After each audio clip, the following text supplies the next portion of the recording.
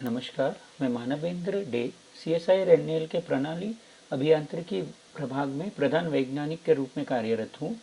मैंने flapping wing system के विषय पर शोध करके PhD की उपलब्धि हासिल की है। जिज्ञासा कार्यक्रमों में और छात्रों के संस्थागत दौरे में सक्रिय रूप से मैं शामिल होता रहा हूँ और छात्रों के साथ विचार विमर्श करते हुए उनमें विज्ञान और प्रौद्योगिकी अनुसंधान की रुचि जगाने का प्रयत्न करता रहा हूँ। पवन सौर हाइब्रिड उपकरण। इस प्रस्तुति का सारांश इस प्रकार है। भारत में सभी घरों के लिए 100% कनेक्शन दर हासिल कर ली है, फिर भी नियमित रूप से पर्यावरण गुणवत्ता की विश्वसनीय बिजली प्रदान करना भारतीय बिजली क्षेत्र के लिए अब भी एक चुनौती है। आज़ादी के 75 साल बाद भी भारत में ग्रिड के माध्यम से ऊर्जा की पहुंच अभी एक सपना ही है। इसी सपने को पूरा करने की दिशा में CSIR-NAL ने अनेक सफल प्रयास किए हैं। पवन टरबाइन और पवन सौर हाइब्रिड प्रणालियों के माध्यम से अक्षय ऊर्जा के संचयन हेतु स्वदेशी प्रौद्योगिकियों का विकास किया है। इस प्रस्तुति का उद्देश्य यह है कि छात्रों में अक्षय ऊर्जा के क्षेत्र में CSIR-NAL की योगदान के बारे में जागरूकता फैलाई जाए। प्रस्तुति का शीर्षक है पवन सौर हाइब्रिड उपकरण, NAL के अक्षय ऊर्जा दोहन के प्रयास। प्रस्तुति की रूपरेखा इस प्रकार है। हम पहले पवन ऊर्जा क्षेत्र में NAL के इतिहास के ऊपर नजर डालेंगे, फिर पवन टरबाइन के अनुसंधान, अभिकल्पना एवं विकास की जानकारी दी जाएगी। अंततः विश सिस्टम यानी विंड सोलर हाइब्रिड सिस्टम के अनुसंधान, अभिकल्पना एवं विकास के बारे में जानकारी दी जाएगी। पवन ऊर्जा क्षेत्र में NAL का इतिहास स्वर्णिम रहा है। 1959 से NAL ने कई प्रकार के पवन टरबाइनों पे संशोधन किया है। यहाँ पे आप देख सकते हैं इनके कुछ मॉडल्स, जैसे कि WP2 पवन टरबाइन, समीरा नामक पवन टरबाइन, त्रिफलकीय पवन टरबाइन, पाल प्रकार के पवन टरबाइन, केथनूर के संगीत कार्य पवन क्षेत्र में कार्यरत एवं तकनीकी पर्यवेक्षित 300 किलोवाट के पवन टरबाइन और 500 किलोवाट के पवन टरबाइन। पवन टरबाइन के संरचना के साथ NAL पवन संसाधन मूल्यांकन की गतिविधियों में भी निहित रहा है और इसके साथ एंटार्क्टिका प्रवास के दौरान भी NAL ने एक महत्वपूर्ण भूमिका निभाई है कि किस प्रकार से पवन ऊर्जा का दोहन एंटार्क्टिका मिशन के समय किया जाए। पवन टरबाइन प्रचालन की सीमा के बारे में अगर हम दृष्टि डालें तो NAL के प्रयत्न हमेशा से कम गति के पवन टरबाइन की संरचना करने में रहा है। इसका मुख्य कारण यह है कि भारत में जो पवन की गति है वो 8 से 12 मीटर्स पर सेकंड की है, जबकि अमेरिका एवं यूरोपियन देशों में कार्यशील पवन टरबाइन की प्रचालन परिसर 12 से 16 मीटर्स पर सेकंड होती है।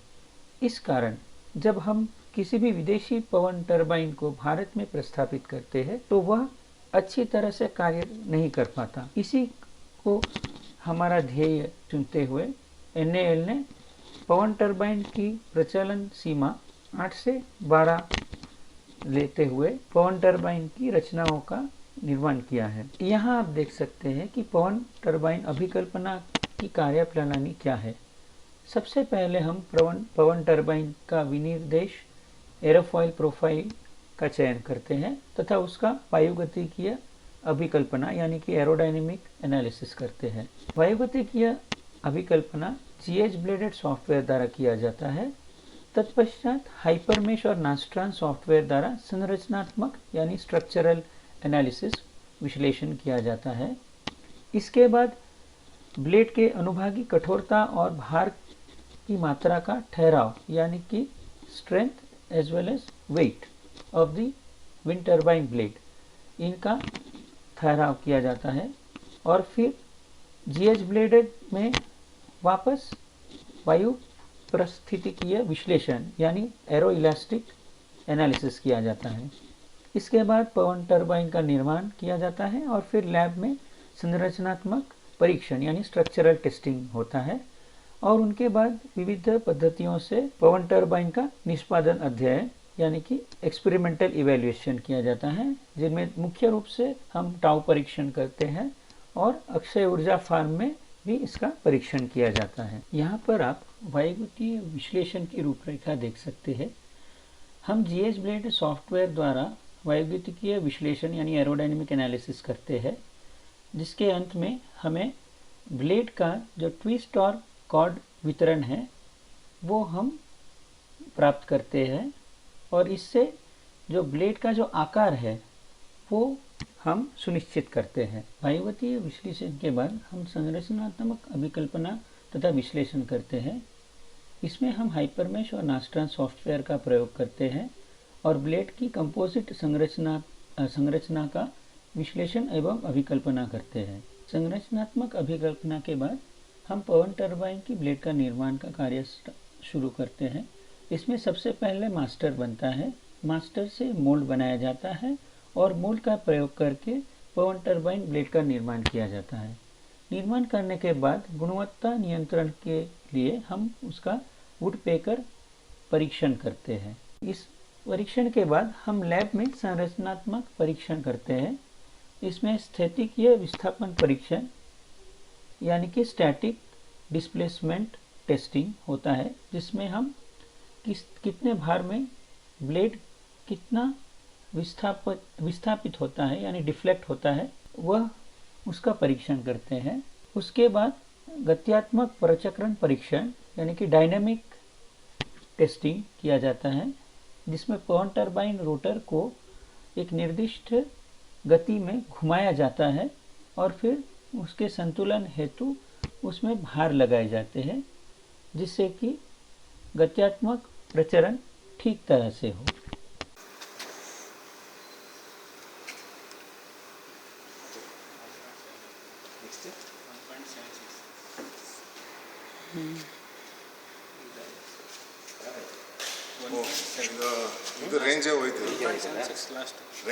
लैब परीक्षण के बाद पवन टरबाइन का टाउ परीक्षण किया जाता है। इस परीक्षण के अंतर्गत जैसे कि आप देख सकते हैं बाह्य दृश्य में, पवन टरबाइन को एक विशिष्ट प्रकार के वाहन के ऊपर प्रस्थापित किया जाता है और फिर आंतरिक दृश्य में आप देख सकते हैं कि किस प्रकार से सेंसर्स को वाहन के अंदर रखा गया है। और फिर इस परीक्षण का हम इस प्रकार से करते हैं कि जो हवाई अड्डे है, जैसे कि HAL हवाई अड्डा है, वहाँ पे इस वाहन को अलग अलग गति में चलाया जाता है और उस गति में पवन टरबाइन कितनी शक्ति पैदा करता है ये हम सेंसर्स द्वारा रिकॉर्ड करते हैं।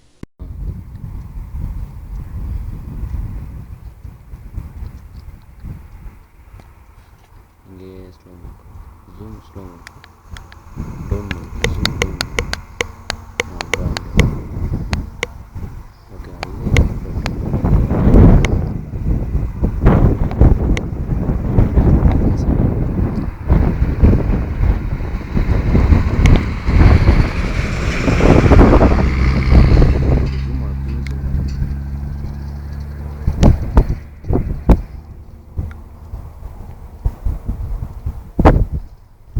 अब तक हमने आपको पवन टरबाइन के विकास के बारे में जानकारी दी है और कैसे इसका परीक्षण किया जाता है उसके बारे में थोड़ी जानकारी दी है। यहाँ पर एक बात कहना उचित होगा कि पवन ऊर्जा अपनी अनियमितता के लिए कुख्यात है। इसलिए ऊर्जा की ज़रूरतों को अगर स्थायी तौर से पूरा करना हो तो हमें पवन टरबाइन को सौर PV पैनल के साथ संकरित करना चाहिए। इस ज़रूरत को ध्यान में रखते हुए NAL ने सरकारी निजी कंपनी भागीदारी यानी PPP public private partnership model के अंतर्गत पवन सौर हाइब्रिड उपकरण का विकास किया है। चलिए अब हम एक नज़र डालते हैं पवन सौर हाइब्रिड उपकरण के प्रणाली विन्यास के ऊपर।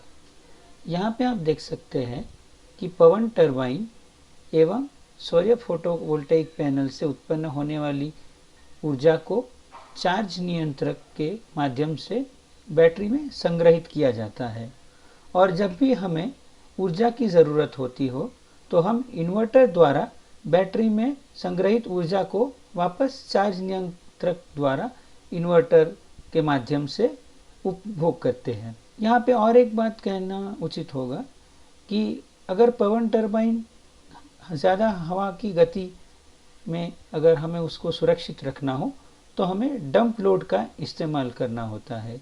यह एक सुरक्षात्मक उपकरण है। पिछले कुछ स्लाइडों में मैंने आपको बताया था कि किस प्रकार से पवन टरबाइन का परीक्षण किया जाता है। उसी प्रकार पवन सौर हाइब्रिड उपकरण का भी परीक्षण करना आवश्यक है।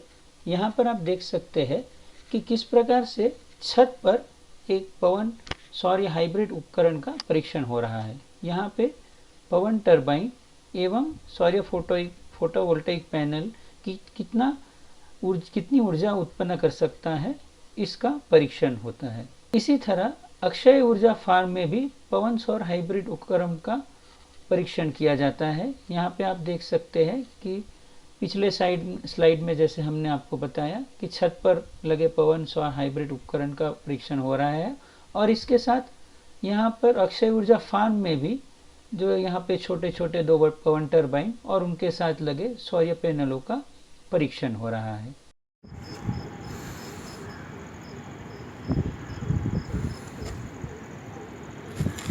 आइए अब हम एक नज़र डालते हैं पवन सौर हाइब्रिड उपकरण के औद्योगिकी भागीदारी पर।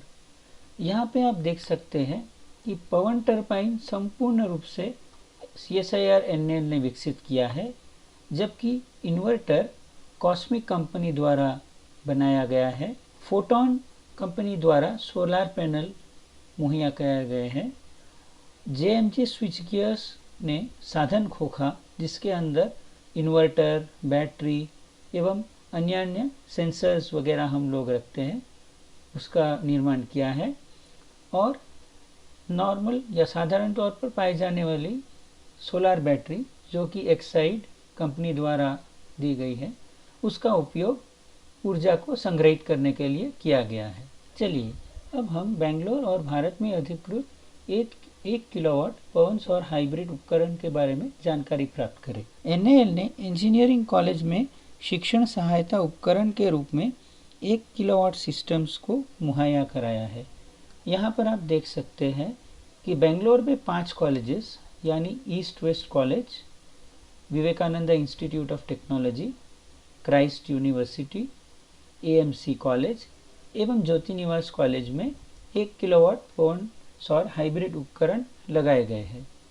इसी प्रकार भारत के अन्य भागों में जैसे कि CSIR SCRC Chennai, PMEC college Orissa एवं CSIR CBRI रुड़की में भी 1 किलोवाट पवन सौर हाइब्रिड उपकरण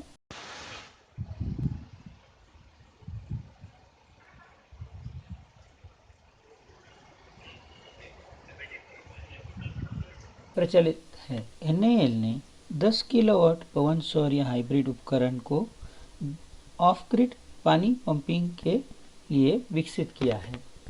यहाँ पर आप देख सकते हैं कि CSIR-NAL में एक प्रदर्शन इकाई का स्थापन किया गया है, जहाँ पर 5 किलोवाट विंड टरबाइन एवं 5 किलोवाट सोलर फोटोवोल्टेइक सेल को जल पंपिंग इकाई के लिए दर्शाया गया है। यहाँ पर आप देख सकते हैं कि किस प्रकार से पंप द्वारा पानी को खींचा जाता है और इस टैंक के अंदर उसे जमा किया जाता है। 20 किलोवाट पवन सौर हाइब्रिड उपकरण का NAL ने सामुदायिक स्तर के ग्राहकों के लिए विकास किया है।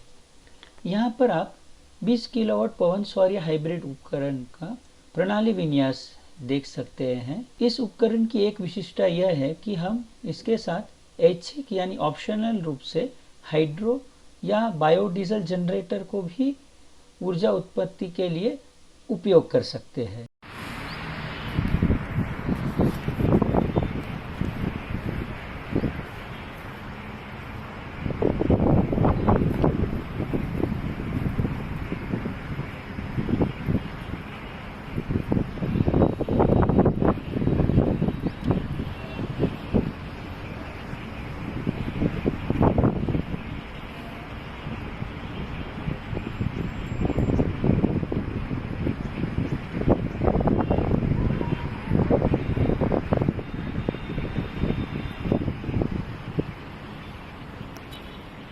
क्योंकि NAL एक शोध संगठन है और एक उत्पादन संगठन नहीं है, इसीलिए हाइब्रिड सिस्टम के विकास और सफल परीक्षण के बाद NAL ने प्रौद्योगिकी को एक भारतीय कंपनी को हस्तांतरित कर दिया है। यहाँ पे आप देख सकते हैं कि Archimedes green energies private limited नामक एक हैदराबाद के एक भारतीय कंपनी को पवन सौर्य हाइब्रिड उपकरण की जो प्रौद्योगिकी है उसका हस्तांतरण किया गया है। यह हस्तांतरण फरवरी 2020 में किया गया है। तो हमने देखा कि किस प्रकार से NAL ने पवन सौर्य हाइब्रिड उपकरणों का विकास एवं उनका परीक्षण और अंततः उनका जो हस्तांतरण है वह किया है। इस पूर्ण प्रवास के दौरान हम लोगों ने बहुत कुछ सीखा है, लेकिन अब बहुत कुछ और सीखना बाकी है। तो इसी अभिलाषा के साथ हम इस व्याख्यान का अंत रूपम जी के इन शब्दों में करना चाहेंगे। जिंदगी तुमसे अभी बहुत कुछ सीखना बाकी है। मन के दहलीज पे कुछ सपने छूट गए हैं जो उसे पूरा करना बाकी है। सुख दुख के आती जाती लहरों के बीच फिर से तैरकर उस पार जाना बाकी है। बनाए हैं जो कुछ सपनों के घरौंदे मैंने, उसे सांचे में ढालना बाकी है। कितने रंग बिखेरे हैं जीवन में, उन रंगों को अभी कैनवास पे उतारना बाकी है। निराशा की हर चादर को हटाकर अभी कामयाबी का दीपक जलाना बाकी है। माना धूमिल सा है आकाश का आंगन अब भी, बन के सितारा अभी जुगनू की तरह चमकना बाकी है। कुछ भी मुश्किल नहीं अगर हौसला हो उड़ान भरने की, अभी आकाश की अनंत ऊंचाइयों को छूना बाकी। अब समय है बहुविकल्पीय प्रश्नोत्तरी का। पहला प्रश्न है, निम्न में से कौन ऊर्जा का नवकरणीय स्रोत है? अ पवन, ब सौर, क हाइड्रो या ड सभी।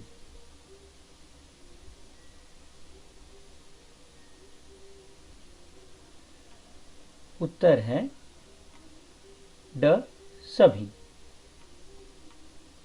ऊर्जा के नवीकरणीय स्रोत वे ऊर्जा स्रोत हैं जो उपयोग करने पर भी समाप्त नहीं होते। उस संदर्भ में तीनों विकल्प अर्थात पवन, सौर और जल विद्युत अक्षय ऊर्जा स्रोतों की श्रेणी में आते हैं। दूसरा प्रश्न, पवन टरबाइन द्वारा किस गतिक ऊर्जा को विद्युत में परिवर्तित किया जाता है?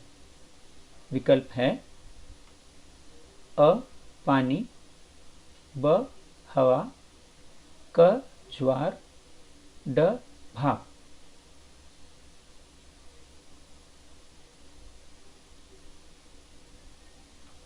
उत्तर है ब हवा। पवन टरबाइन हवा में उपलब्ध गतिक ऊर्जा को विशेष प्रकार के ब्लेड के माध्यम से यांत्रिक ऊर्जा में परिवर्तित करते हैं। यांत्रिक ऊर्जा का उपयोग जनरेटर को घुमाने और बिजली पैदा करने के लिए किया जाता है। तीसरा प्रश्न, वह पवन गति सीमा क्या है जिसके लिए भारत के लिए पवन टरबाइनों का डिजाइन किया जाना चाहिए? विकल्प है अ 2 से 4 मीटर पर सेकंड, ब 4 से 8 मीटर्स प्रति सेकंड, क 8 से 12 मीटर्स प्रति सेकंड, ड 12 से 16 मीटर्स प्रति सेकंड।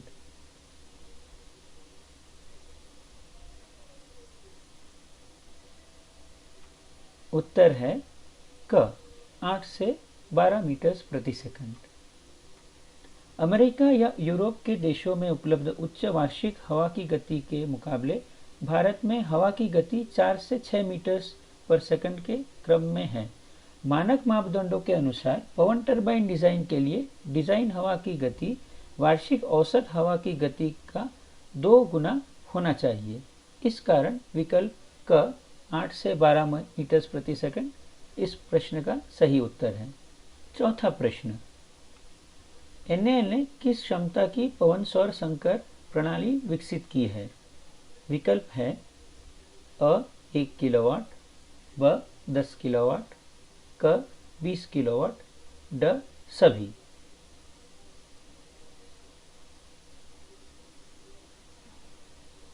उत्तर है ड सभी। NAL ने इंजीनियरिंग कॉलेजों के लिए शिक्षण सहायता उपकरण के रूप में 1 किलोवाट सिस्टम, ऑफ ग्रिड पानी पंपिंग अनुप्रयोगों के लिए 10 किलोवाट सिस्टम और सामुदायिक स्तर के ग्राहकों के लिए ग्रिड और ऑफ ग्रिड बिजली उत्पादन के लिए 20 किलोवाट सिस्टम विकसित किए हैं। 5वां प्रश्न, NAL ने किस कंपनी को हाइब्रिड सिस्टम तकनीक हस्तांतरित की है? विकल्प है अ आर्किमिडीज, प पाइथागोरस, क यूक्लिड या ड इनमें से कोई नहीं।